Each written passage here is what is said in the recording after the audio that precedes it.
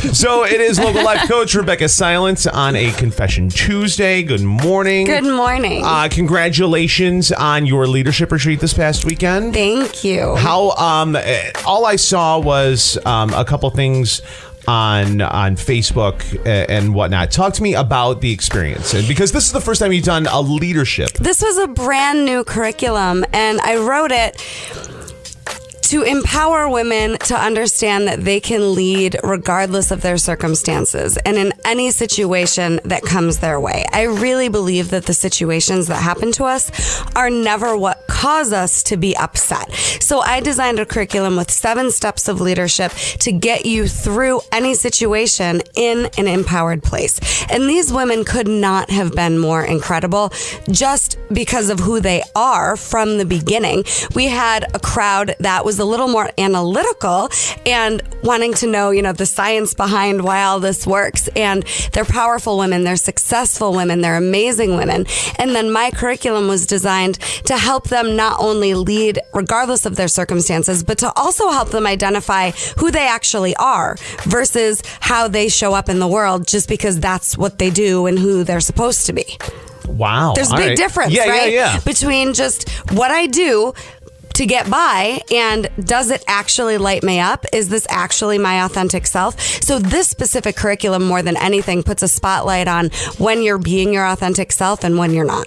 There's a lot of times where there's a definite separation between the two, especially when you're doing something for a career that you may not necessarily enjoy, and a lot of people unfortunately don't like what they do for a living. They don't like their job, but they have to because of their responsibilities. Or they're just simply going through the motions all the time, no matter what it is. Very true. So these women got to know who they are. We actually had a piece on creating your message to the world, or if you were a business owner, an elevator pitch, which was incredibly profound because they really got to passionately describe who they are and what they want to do and be and give to the world. This group was awesome. 3 days together where they're unplugged, not having to worry about taking care of anybody other than themselves. And we just witnessed miracle after miracle after miracle.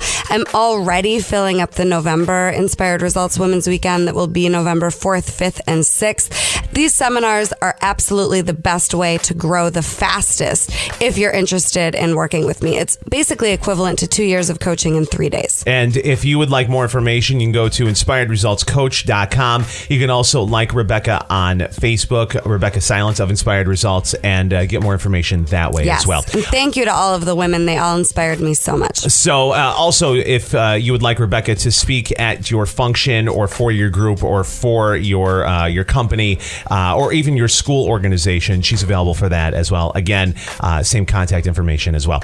One of the things I wanted to talk, Ben and I were actually talking about it earlier with celebrity gossip and whatnot. We were talking about KHLOE Kardashian and LAMAR Odom.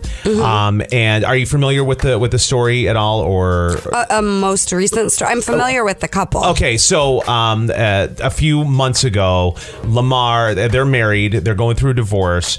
LAMAR OD'd while he was... I'm familiar with this story. I didn't know if there was more information this weekend. What ended up happening, what we were talking about is the fact that KHLOE said most recently that she is afraid to proceed with divorce proceedings because she's afraid that if that happens, pretty much LAMAR will die. And that really kind of like struck a chord. And that honestly, that we started talking about you because how many people listening are afraid to pull the trigger on whether it be a separation or a divorce or a breakup because of they're afraid of what the other person the whatever's going to happen with them. And so I wanted to bring it up because if it resonates through that and it resonates through there's other people going through it. Absolutely. So. Yeah, this is difficult, especially when you really, really, really care about someone so much,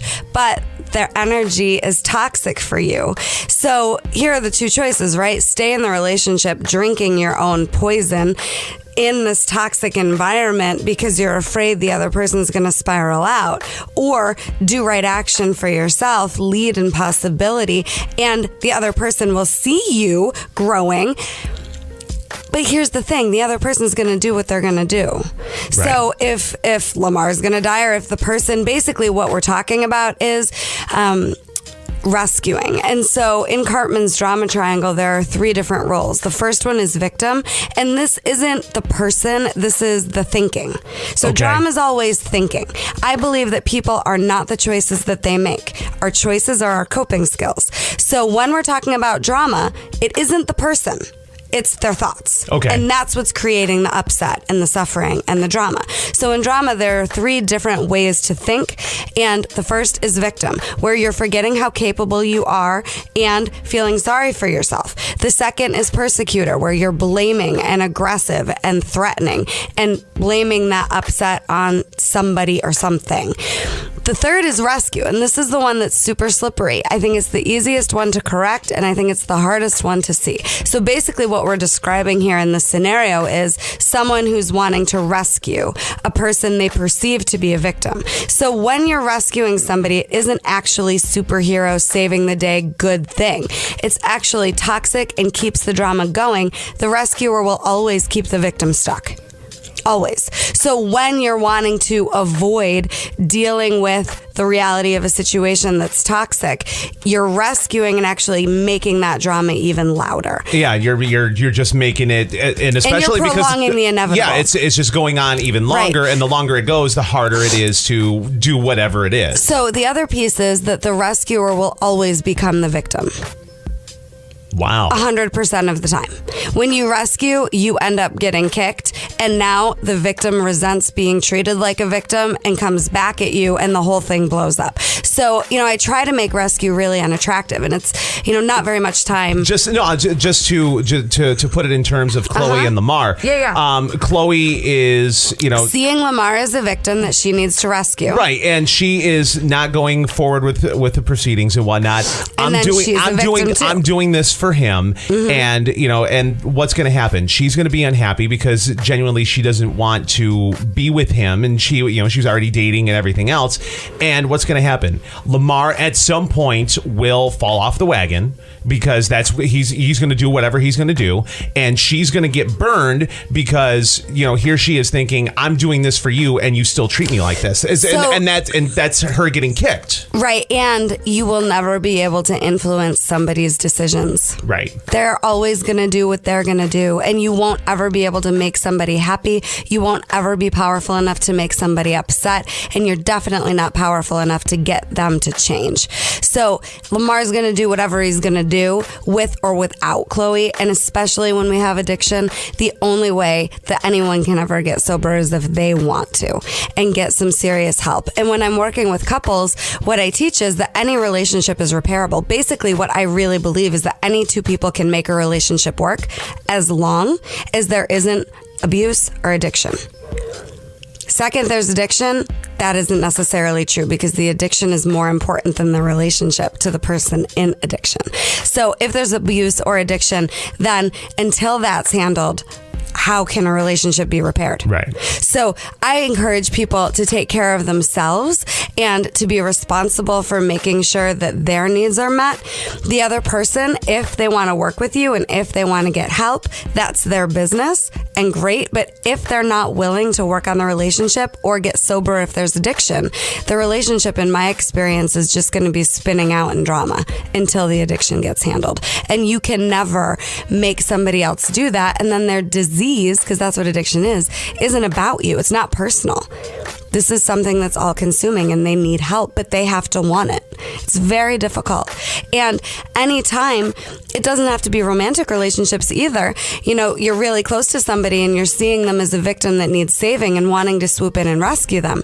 You're keeping them stuck. Right. And you're keeping them in this belief or you're reinforcing the belief that they really aren't capable, which of course they are. So the difference between rescue and support is pretty significant. So support is healthy. I don't want people going through life me against the world. held. I want them supported. Sure. But there's a difference. When you're supportive, all you are is committed to the goal. You're not committed to who's helping you, how it looks, the how. That's more drama. But when you're just committed to the goal, now it's support. And then another big difference between rescue and support is that when you're rescuing, often you don't have permission. It's just, I see you as needing help, so I'm swooping in. Right. Support always has permission implied, where I'm asking for your help. And I'm not needing you to do it, going to be mad at you if you don't do it, where you don't love me if you won't do it. If you can't, somebody else can. There's a big difference.